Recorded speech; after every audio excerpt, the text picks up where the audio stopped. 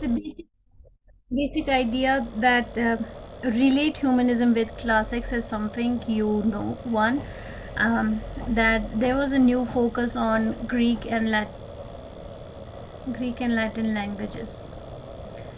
So some concerns you are familiar with. Um, we are going to deal with the same thing in detail. What is the closer relationship between humanism and classical studies? I mentioned that classics were reread. Now we are focusing on names. We are focusing on which authors, which literary geniuses from this age were being studied, why they were being translated. Translations, you know about translations.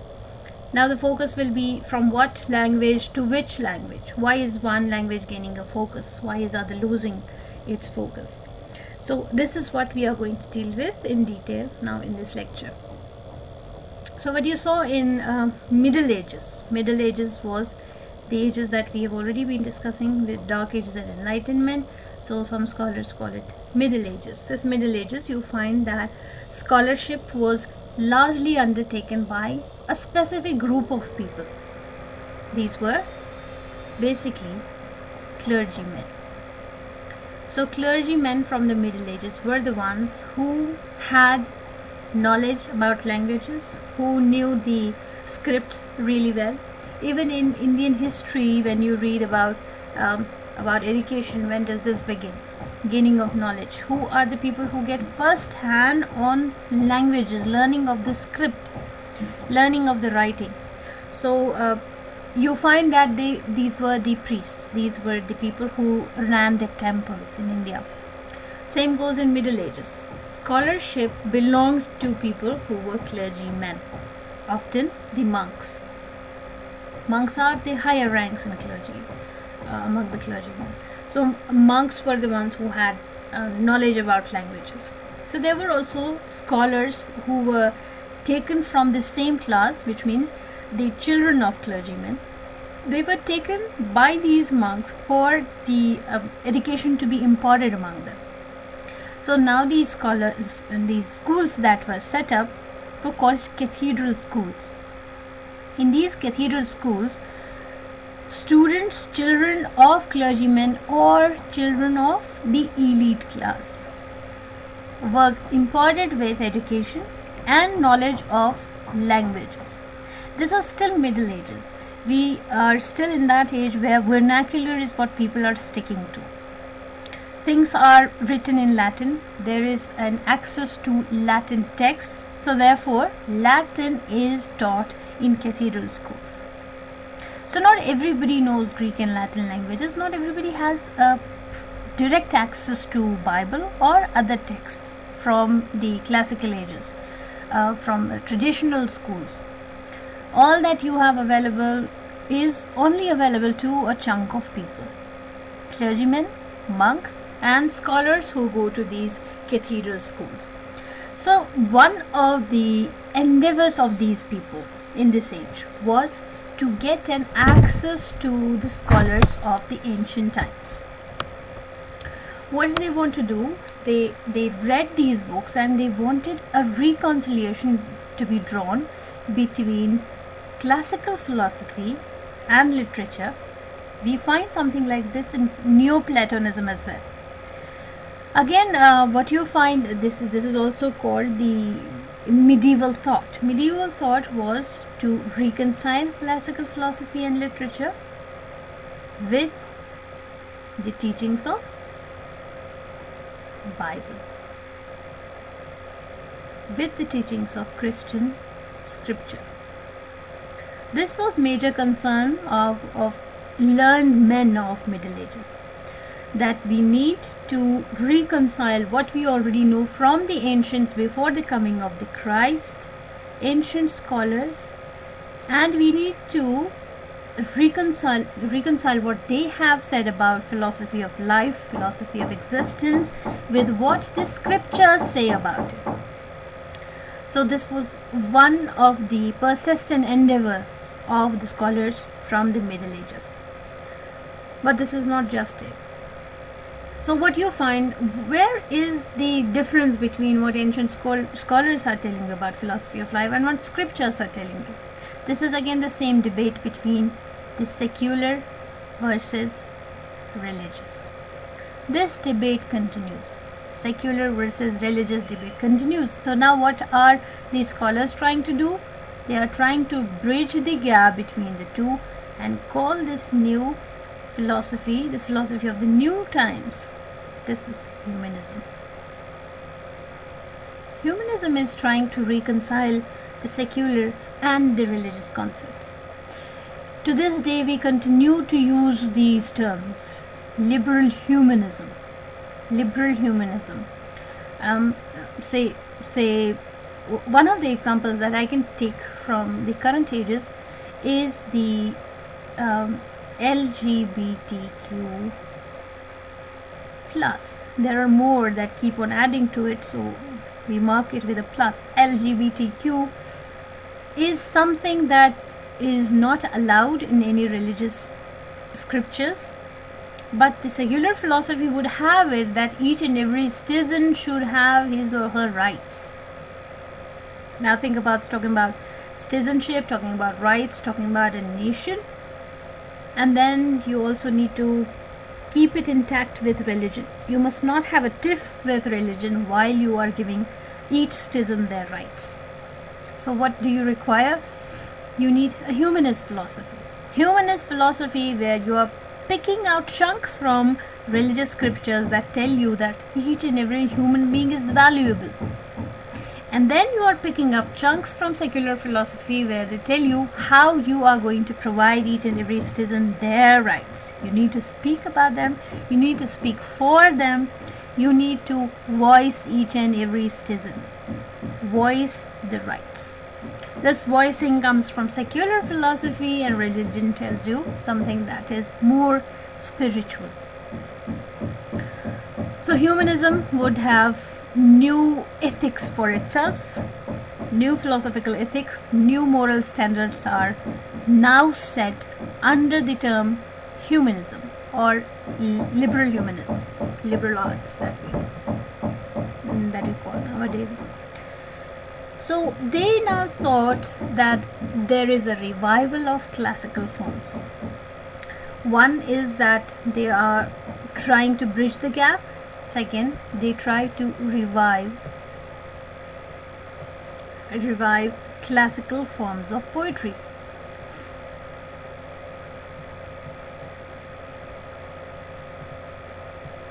So for now, what we did as a first point was bridging the gap. The second point we are dealing with is forms. Now, what do you mean by forms? I keep repeating, forms means structuring of poetry. Structure. Form means structure, and here classical forms of poetry. Let's go back to classical forms of poetry which we have gotten rid of. After the coming of Christian scriptures, we started structuring our poetry. We gave a new form to our poetry which was mostly based on Christian scripture. Now let's talk about poetry. What do you know about any connection between poetry and Bible? Anything you can think of? Hymns. Hymns. Or what are they called in Christianity?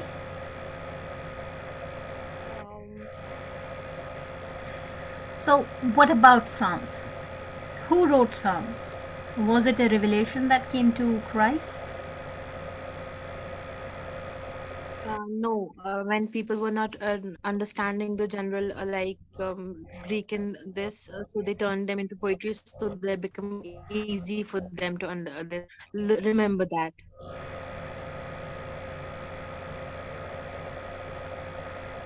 There's more to it. Psalms come from before Christ. Psalms belong to the Old Testament.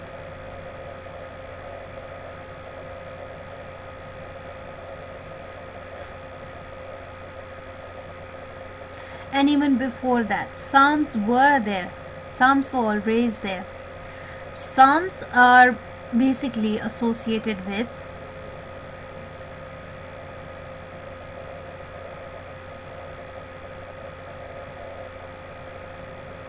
David.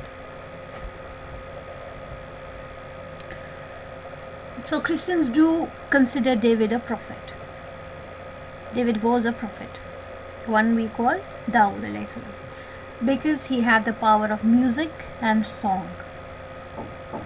So associating the message that we have in Bible, that Christians believe they have in Bible, associating these messages, these stories, these fables that we have in Bible, and then we also have Psalms. Psalms are prayers. Psalms are simple prayers, but they are associated with Prophet David because he had that power of singing. He had the power of singing. So from these psalms you find there was a structure in poetry that was followed at one time. That structure was that people need to remember the message of God, and this must be put in the form of a song, and the music should be such that jolts you on a spiritual level. There is a mystical touch to psalms. So this is a structure that now poets were following even in secular poetry. But now, after the coming of humanism and Renaissance, people are now scholars want to move back to classical forms of poetry when hymns, psalms were not the only poetries that were written. So let's find other forms. What did ancients write in? What form did they follow? So what do we find out? What do you know of different forms of poetry existing from classical literature? Epic. Epic. Epic poetry. Yes, good. Epic poetry. We have epics, we have tragedies, we have studied Aristotle, right? Aristotle talks about these poetries. Epic. He talks about tragedies. So there are other forms also, small poetries, ballads that were there. So revival of classical forms is one of the features of humanism, how it's related to classics. I'll be writing some information on the board now while Azan is going on. You will note this down. Okay.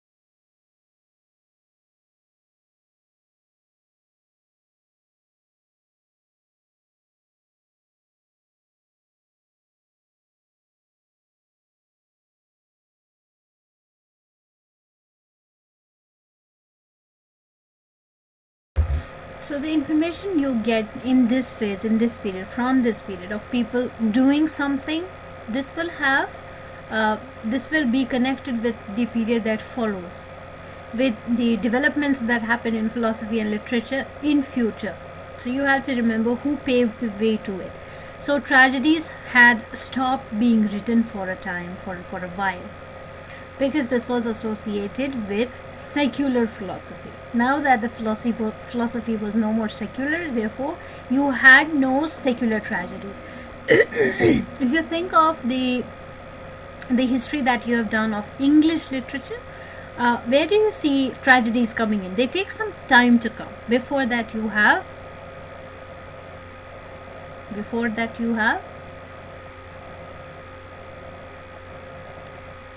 what do you study in English literature before studying tragedies, history of plays. Morality plays. Exactly. So you have the cycles. You have morality plays. You Yes, have mysteries. You have miracle plays. What are these? These are not these are drama, but they don't have a secular topic to deal with. The reason is the same. The period does not touch anything that is secular. But now, with the revival of classical forms of poetry, people are now going back to secular topics. Othello would have been no topic in this age, Middle Ages, unless and until humanism had come. Because Othello was talking about ordinary lives, it wasn't giving you any message about having a good, having a strong moral life, but instead it talks about a hero who is not morally so upright but happens to kill his wife. Stories like Hamlet would not have been given a chance to come on stage had these clergymen and monks still being the people in power. They would not have these secular topics to come on stage. Hamlet, a woman marrying her brother-in-law, would be something that would have shaken the authority, the power. That would have even shook the audiences of the time. But it takes some time. It happens very slowly. So from miracle plays, mystery plays to morality plays, you are still talking about morality. You have Dr. Faustus. You have Dr. Faustus. Dr. Faustus is in itself a change in drama, where you are no more you no more have monks playing important parts of the drama. You no more have a chorus who are giving a moral lesson. You no more have certain standards that were set up previously by these clergymen in the churches. And drama was first staged in churches. The reason was again the grip, stronghold of religion in this time. And then slowly you happen to see that geographically also drama is moving out of the church spaces, moving into the churchyards, then from the churchyards taken up by the guilds, and then they move to streets, the cycles, the 4 cycles that you study. They are moving, they are on the move always.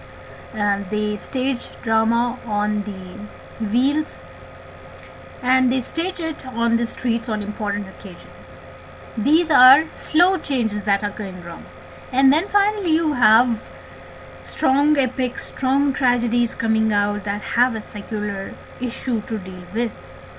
Albertino Mazzato is the first tragedian of this period who stood out and took a step forward to change the idea back again to the ancient philosophers and literatures that had tragedy and epic as important forms of literature. Francisco Petrarch is a name you are well familiar with. He also, what he did is that he, in order to go back to this literature, to the kind of poetry that was being produced, you also need a curriculum that will help you study these forms. So for that, what do you need? You need a curriculum for the classical studies of classical languages. You need to have a proper syllabus created for learning the grammar of a language. You can think about how your grammar syllabus was structured for learning English languages, which is a foreign language for all of us. How was this structured? How were you able to understand how verbs are different from adjectives, and how adverbs and certain clauses and ideas like simple complex sentences were added to you at later stages in time? That's called curriculum outline. This was done by Petrarch for the study of classical languages, which is Greek and Latin language. Not just him, there is one more important name that you must record. His name is Leonardo Bruni. He also does some important exercise for the study of classical languages. What he does is that he formulates curriculum for the study of humanities. So he charts out a curriculum for the study of humanities. Until this point, humanities wasn't something that you need to study separately, that needs to be defined, that needs to be philosophized about, and then you need to read scholars about humanities. Say you have the idea of state, how do you construct a state? How do you define rights? How do you define citizenship? How do you define a marriage? How do you define kinship? Kinship are relations. How do you define kinship? How is something incestuous and how is something legal? This needs to be studied now. People like Leonardo Bruni say they need to be studied like our ancient scholars did.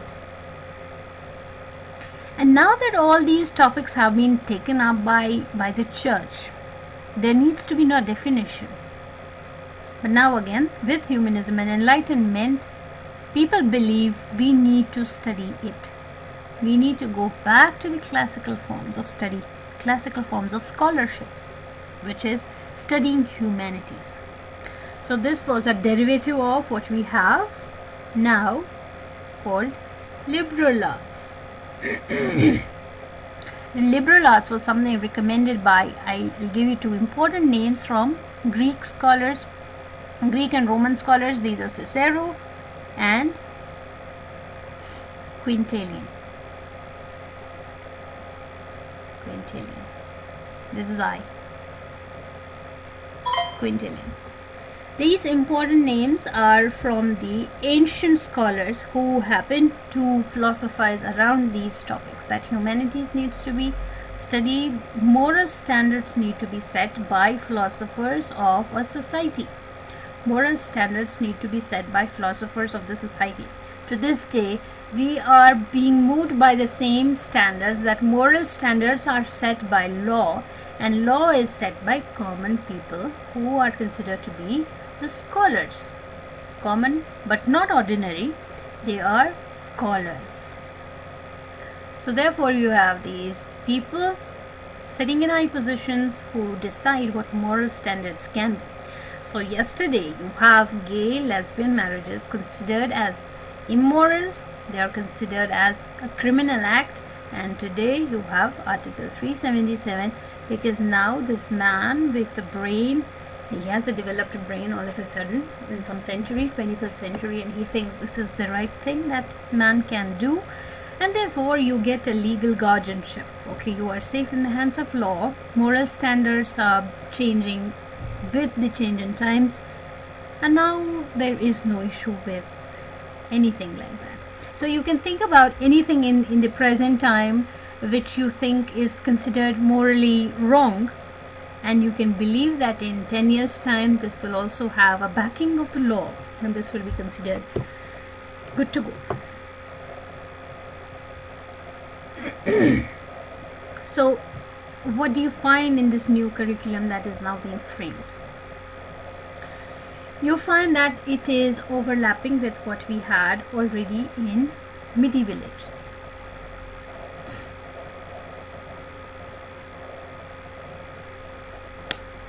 Something that is called trivium means three part studies of rhetoric. Rhetoric is how you make your language acceptable by the public, by making it flowery, by making it look beautiful, beauty of language. Grammar was also studied as a separate discipline in these ages. And logic is something we have already discussed in detail. There is also something called quadrivium. These are 4 disciplines of music, astrology, algebra and geometry. So there was a focus on these disciplines by the ancients. The Greeks put a greater emphasis on the trivium, which is rhetoric, grammar and logic, which is the underlying principles that govern the disciplines. Quadrivium are the disciplines in themselves: music, astrology, algebra, geometry. So there is a grammar that is required for music, There's a grammar that you need to follow in certain disciplines. Then in astrology, it follows a logic. Algebra follows a logic. Geometry follows a logic. Rhetoric is required in literature, poetry, even in music. For music, you need poetry. Music is something that's sung. It needs, the composition is made up of poetry. Poetry requires rhetoric. So these are what previously Greeks were paying attention to, Romans were paying attention to, and now a new emphasis was laid on them, on all of them. But now these disciplines are shrunk into a few. These are the now humanists and Enlightenment scholars now focus upon. This is of course rhetoric. Only the name changes. In rhetoric will be called by different names in different ages, but you always follow rhetoric even now. To make something attractive in language, we call it poetic nowadays. So second was poetry. Poetry is different than poetic. Then they paid attention to history a lot, because they had to move back in history to reach Greeks and Romans. So history was found that it's very important. And finally, moral philosophy. Moral philosophy is what is the grounding principle of our subject that we are dealing with, literary criticism. All these four things are important to literary criticism. But how you can differentiate one age from the other in the first part of literary criticism is that most of the distinctions between one age and the other is based on moral philosophy. Later on you will find the distinction between the, say, 16th century, 18th century literary criticism is based on poetry. So all ages have something specific to them, very important to them. What you found so far is that it's basically difference in the moral philosophies. One wants secular idea, the others are following more religious ideas. Very soon you will come across the names in English poetry and other poetry. Say you will deal with Kant. What's his idea of beauty?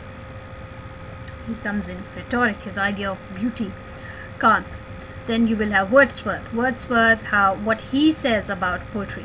His idea of poetry is different. Then you will have what is the first name you do in literary criticism? An apology for poetry. Philip Sidney. So you have Sidney. What's the difference? Sidney and Wordsworth both are talking about poetry, but their ideas about poetry are different. But here, what you are when you are dealing with Aristotle, you are dealing with Neoplatonism. You are dealing with Boethius, and moving to any of the humanist scholars, humanists. The difference in that is that of moral philosophy. Is it clear so far? Clear so far? Yes.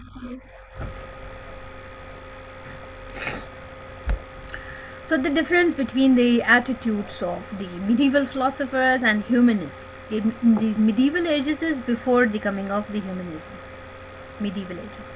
So difference between these, what did they lay their emphasis on, and what the humanists are laying their emphasis on, is what you now need to record.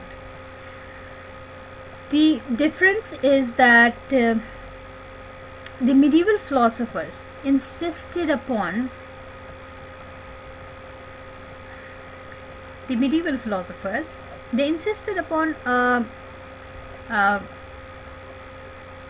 there's a different faith that people from the medieval ages or medieval philosophers have in classics and humanists have.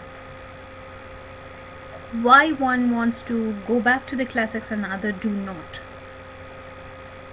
This is one of the important differences between medieval philosophers and humanists, which is their attitude towards classics. Medievals do not want to go back to the classics because it is secular, but humanists, they want to go back to the classical literature.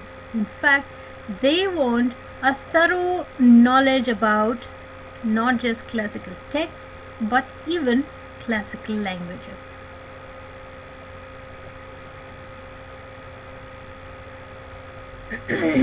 Which means you don't just need to go back to Latin, you also need to learn Greek, which is before Latin. Greek is associated with Greek civilization and Latin is associated with Roman civilization. We already know that Greek civilization comes before Roman civilization. So not just Latin, but also see how did Latin gain such a significance? What happened to Greek? So we need to go back to Greek, from Latin to Greek. And not just the Latin that you now know it as, but the purest form of Latin as it existed with the ancient scholars. Which means we need to go back to the original. This means again, like you know about English, you have Old English, which is different. If you try to read it, we have Middle English, which is again quite different. Give me an example of Middle English and Old English. Any text in Middle English language, in any text from Old English language? Quickly. Beowulf. Beowulf is Old English and Middle English is Chaucer. Chaucer, Canterbury Tales. Good. Join my class again.